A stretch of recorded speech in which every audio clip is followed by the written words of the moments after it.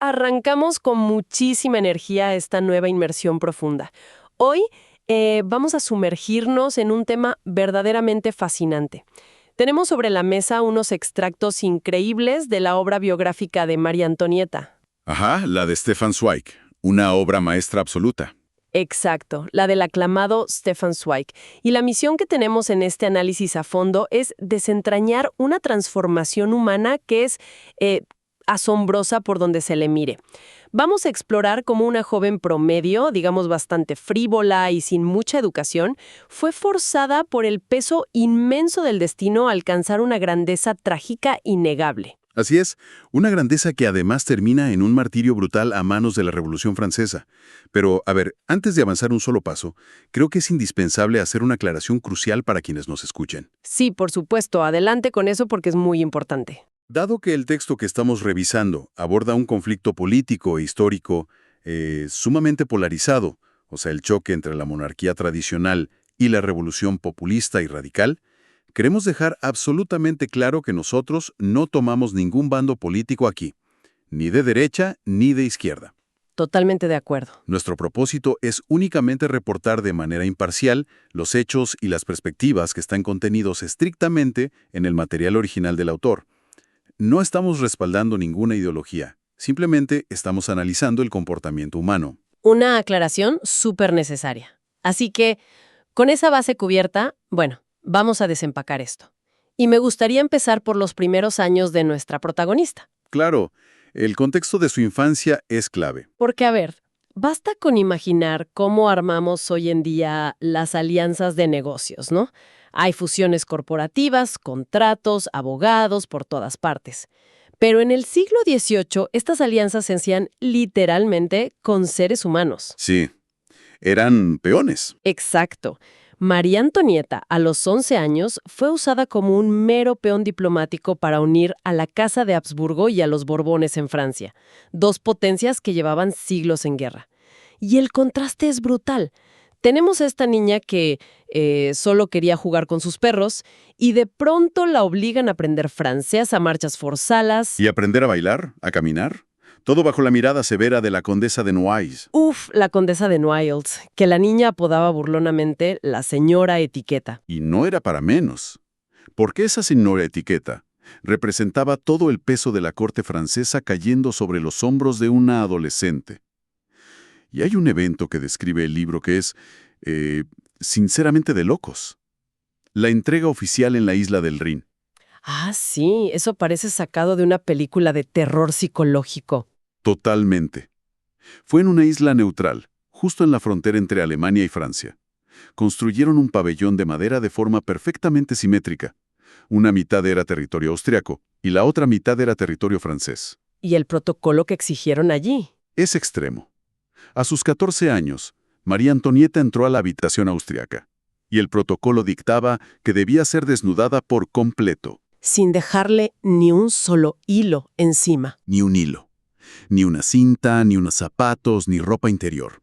Tenía que dejar atrás absolutamente todo lo que perteneciera a su patria austriaca para poder ser vestida con ropas francesas antes de cruzar la línea divisoria. O sea, la despojaron de su identidad de la forma más vulnerable posible frente a un montón de extraños. Cruzó esa línea en el suelo y dejó de ser una niña austriaca para convertirse en la delfina de Francia. Así es, y lo más impactante del texto de Zweig es cómo resalta los presagios oscuros que rodearon este evento. Hay un detalle histórico fascinante aquí.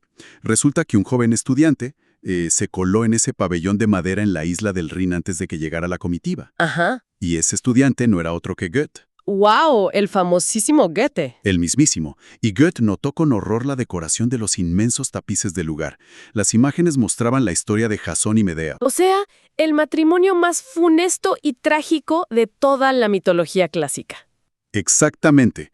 Recibir a una novia de 14 años en una alianza matrimonial con imágenes de Jasón y Medea era, a los ojos de Goethe, un presagio espantoso, una ironía macabra del destino.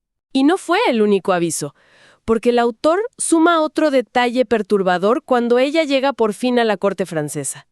Tiene 15 años y debe firmar el inmenso contrato nupcial frente a toda la nobleza de Versalles. Con todas las miradas clavadas en ella. con una presión asfixiante, y su mano tembló. Al firmar, la pluma tropezó en el pergamino y dejó caer una enorme mancha de tinta negra, oscura, justo sobre su propia firma. En una corte tan supersticiosa, eso debió armar un revuelo silencioso enorme. Todo apuntaba a un desastre inminente. Cualquiera que nos escuche puede reflexionar sobre esto. O sea, a veces las personas son arrojadas a roles y responsabilidades enormes, gigantescas, mucho antes de estar preparadas emocionalmente o mentalmente para comprenderlas. Y este es un caso extremo de esa desconexión entre la capacidad y la responsabilidad. Porque además, y aquí es donde la historia da un giro muy íntimo, las dinámicas de poder en Versalles estaban a punto de colapsar por algo que ocurría a puerta cerrada. Y aquí es donde se pone realmente interesante la obra, porque revela un secreto de alcoba, un secreto a voces que paralizó a la corte durante 7 largos años. 7 años es una eternidad en términos de sucesión dinástica. Completamente. Y el problema era la impotencia sexual de Luis XVI. El rey tenía un pequeño defecto físico, una fimosis que le causaba dolor e impedía consumar el matrimonio. Y claro, hoy en día esto se soluciona rápido, pero en aquel entonces... En aquel entonces, y en ese contexto, era un fracaso íntimo con consecuencias de nivel mundial. Hay que entender que la falta de consumación destruyó por completo la autoridad del rey. ¿Cómo no iba a afectarlo? Era el hazmerreír de Europa. Sí, y el rey, para compensar esta debilidad que sentía en su masculinidad, desarrolló obsesiones físicas. Se encerraba a forjar hierro en su taller, golpeando metales con una fuerza bruta, o se iba a cazar animales de forma compulsiva todos los días. Y mientras él golpeaba yunques y cazaba venados, dejaba a María Antonieta en un estado de frustración nerviosa terrible. Exacto. Ella era una joven llena de vida, atrapada en un palacio de cristal, sintiéndose rechazada todas las noches. Lo cual la empuja a buscar una salida. Y la salida que encuentra es construir su propia fantasía, el famoso Palacio del Pequeño Trianón. La burbuja de Trianón, como la llama el autor. Sí, ella se convierte en la diosa del rococó. O sea, para huir de esa realidad humillante en su matrimonio, decide dictar la moda de toda Europa. Peinadas altísimos, vestidos de seda carísimos, y se la pasaba jugando a las cartas y apostando fortunas hasta el amanecer. Y ese es el error fatal que analiza Zweig. La desconexión total. Ella quería todos los privilegios divinos de ser una reina, pero al mismo tiempo exigía la libertad y la irresponsabilidad de una mujer común. Quería lo mejor de los dos mundos sin asumir el peso de ninguno. Así es, y al hacerlo, se aisló de la vieja nobleza de Versalles, que la empezó a odiar por no invitarlos a sus fiestas exclusivas en Trianón. Y mucho peor, se desconectó totalmente del pueblo llano, un pueblo que estaba empezando a pasar hambre. Ignoró por completo las advertencias, porque su madre, la emperatriz María Teresa de Austria, le mandaba cartas diciéndole: «Estás jugando con fuego, este derroche va a terminar mal». Pero ella no escuchó, cimentando una impopularidad que ya no tendría retorno. Y esa impopularidad nos lleva directo a la tercera sección de nuestra inmersión, el despertar trágico. Porque la burbuja estalla, y estalla con una violencia inusitada. Octubre de 1789. La llegada de la revolución a las puertas de su palacio. La marcha sobre Versalles, un choque brutal con la realidad. Brutal. La turba llega de noche. Y las descripciones del libro son escalofriantes. Las pesadas puertas destrozadas a golpes de hacha. Los guardias asesinados en las escaleras. Sí, y la reina, esta misma reina que se probaba vestidos de seda todo el día, tiene que huir corriendo descalza por los pasillos secretos del palacio, llevando las medias en la mano, mientras los asaltantes entran a su alcoba y apuñalan la cama vacía buscando matarla. Es una escena aterradora, pero es fundamental para la tesis principal del autor. Zweig sostiene que la desgracia extrema es lo único que puede obligar a un carácter promedio a ser verdaderamente extraordinario. ¡Qué fuerte esa idea! Es el núcleo del libro. Hay una frase poderosa de la propia María Antonieta en este periodo que dice: «Es en la desgracia donde más se siente lo que uno es». Es en la desgracia donde más se siente lo que uno es, se me pone la piel de gallina, porque es tan cierto. Totalmente. Porque una vez que es forzada a salir de Versalles y queda atrapada junto a su familia en el Palacio de las Tullerías en París, bajo vigilancia constante, ella descubre su fuerza interior. La metamorfosis es evidente. La mujer que no tenía la capacidad de atención para leer un libro de corrido, ahora pasa las noches escribiendo cartas en clave, Negociando con embajadores extranjeros. tomando las riendas que su marido era incapaz de tomar, defendiendo a su familia como una leona acorralada. Y justo en medio de este caos absoluto, cuando todo se derrumba, ocurre algo sumamente humano y conmovedor. El verdadero amor. Ah, sí, la aparición del conde sueco Hans Axel de Fersen. Porque, mientras los antiguos aduladores de la corte, esos que iban a sus fiestas en Trianón, huyen de Francia para salvar sus propias vidas, María Antonieta encuentra la única persona dispuesta a morir por ella. Fersen lo arriesga todo para intentar salvarla, y Zweig aborda esto de una manera bellísima. No lo juzga como una debilidad o una infidelidad barata, sino que entregarse a esta pasión fue un acto supremo de libertad. Una reafirmación de su propia humanidad. Exacto. Hay que recordar que el cuerpo y el alma de esta mujer habían sido profanados por la política desde los 11 años. Nunca pudo elegir nada.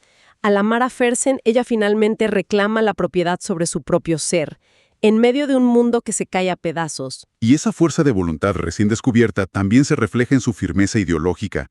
Y aquí es vital subrayar el enfoque de nuestro análisis, el surgimiento de su grandeza. María Antonieta jamás cedió ante la revolución. Nunca. Su instinto y su formación le dictaban que su lugar estaba arriba, gobernando, y el del pueblo estaba abajo. Nos guste o no hoy en día, esa era su verdad absoluta. Como ella misma lo dijo, su misión era ser realista. A diferencia del rey Luis XVI, que a veces intentaba apaciguar a las masas poniéndose el gorro revolucionario y cediendo terreno, ella nunca disimuló su desprecio por la revolución. No hubo hipocresía en su resistencia. Una postura inquebrantable que aceleró su caída final y nos lleva al último capítulo de su vida, el martirio a manos de los revolucionarios. La narrativa nos arrastra hacia una oscuridad total. Primero, el encierro en la lúgubre prisión del Temple, y después el traslado a la conserjería, la antesala de la muerte. Y el contraste con la diosa del rococó es desolador. Es una caída vertical hacia el abismo. La mujer que antes habitaba un palacio de 100 habitaciones lujosas vive ahora en una celda subterránea, húmeda, oscura. Pasando un frío atroz, sufriendo de reumatismo crónico, perdiendo la vista progresivamente, el libro describe cómo surcía su propio vestido negro, un vestido ya raído y gastado, apenas iluminada por una vela a medio consumir. Y sin embargo, es en estas condiciones miserables donde su grandeza brilla con más intensidad, especialmente durante lo que se considera la gran infamia de la revolución, su juicio. El clímax de la crueldad. El fiscal revolucionario Hebert quería destruirla no solo políticamente, sino aniquilarla moralmente. Y para lograrlo, formula una acusación monstruosa. La acusa de crímenes atroces basándose en un testimonio que le arrancaron a su propio hijo pequeño. Al Delfín, un niño al que manipularon y aterrorizaron para que firmara acusaciones de abuso íntimo contra su propia madre. Es repulsivo. Un golpe devastador para cualquier madre. Hebert pensó que con eso la iba a quebrar frente al tribunal, que la iba a hacer llorar o suplicar. Pero María Antonieta responde con una majestad inquebrantable. Se levanta por encima de sus acusadores y pronuncia una defensa histórica. Y la frase resuena en toda la sala del tribunal. Ella dice: si no he respondido es porque la naturaleza se niega a responder a una acusación semejante, hecha a una madre. Apelo a todas las madres que puedan encontrarse aquí. Y en ese momento, las mismas mujeres revolucionarias del público, que horas antes gritaban pidiendo su cabeza, se quedan en un silencio sepulcral, conmovidas. María Antonieta se mantuvo dueña de sí misma durante horas de un interrogatorio agotador, sabiendo perfectamente que su sentencia ya estaba escrita. No les dio el gusto de verla derrotada. Y eso nos lleva a la impactante escena final. El último viaje, la carreta hacia la guillotina. Y fíjate en el ensañamiento hasta el último segundo. Al rey le permitieron ir en un carruaje cerrado. A ella la subieron a una carreta de adrales, descubierta, sentada en una tabla de madera rígida. Con las manos fuertemente atadas a la espalda con cuerdas, obligándola a mantener un equilibrio doloroso mientras la carreta avanzaba a trompicones por las calles empedradas. soportando los insultos de una multitud enfurecida durante todo el trayecto. Y hay un documento visual invaluable de ese instante. El famoso pintor Jacques Louis David, desde una ventana, le hizo un rápido boceto a lápiz mientras pasaba la carreta. Ese dibujo es una ventana al pasado. Así es. Y el dibujo la inmortalizó. Nos muestra a una mujer prematuramente envejecida, muy pálida, despojada de todo lujo material, pero con una postura completamente erguida. Transmite una actitud de orgullo indescriptible y un profundo desprecio por sus verdugos. Subió los escalones de madera del cadalso con la misma ligereza y rectitud con la que antes subía las escaleras de mármol en Versalles. E incluso el final anónimo que intentaron darle fue un fracaso. Un intento desesperado de la revolución por borrarla de la historia. Lanzaron su cuerpo decapitado a una fosa común y lo cubrieron con cal viva para disolver cualquier rastro físico. No querían que se convirtiera en un símbolo. Y paradójicamente lograron exactamente lo opuesto, porque 20 años después la desenterraron, pero más allá de los restos físicos, ese martirio forjó la leyenda. Ese sufrimiento extremo selló su grandeza en la historia. El sufrimiento cinceló la obra final de su vida. Entonces, llegados a este punto y viendo el panorama completo, ¿qué significa todo esto? La historia de María Antonieta, tal como la presenta Zweig, no es solo el relato de la caída de una monarquía antigua, es la asombrosa metamorfosis de una mujer superficial y caprichosa, que al ser triturada por las ruedas del destino, descubrió una grandeza humana, un valor y una dignidad que la muerte simplemente no pudo borrar. Una transformación fascinante. Y para cerrar nuestra sesión de hoy, quisiera ofrecer una última idea, un pensamiento provocativo para que la audiencia reflexione por su cuenta. Claro, te escucho. Sabiendo que la Revolución Francesa fue un cataclismo que cambió el curso del mundo moderno por completo, derribando imperios y alterando la historia, ¿qué habría pasado si Luis XVI no hubiera padecido ese pequeño defecto físico en su juventud? ¡Wow! ¿Qué habría pasado si ese matrimonio se hubiera consumado en su primera noche dándole a la joven reina un sentido de propósito, estabilidad y respeto, en lugar de años de frustración que la empujaron a la frivolidad y al derroche en Trianón? Cambia todo el panorama. Totalmente. Resulta verdaderamente aterrador pensar que fuerzas históricas tan masivas, fuerzas que decapitan reyes y transforman sociedades enteras, a veces son puestas en movimiento por microdetalles fisiológicos invisibles en la intimidad del dormitorio de una pareja.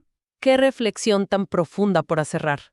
Es increíble cómo un detalle biológico aparentemente minúsculo pudo ser el primer efecto dominó hacia la guillotina.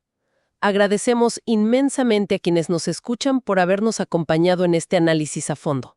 Les invitamos a seguir buscando estas conexiones ocultas en la historia. Hasta la próxima exploración.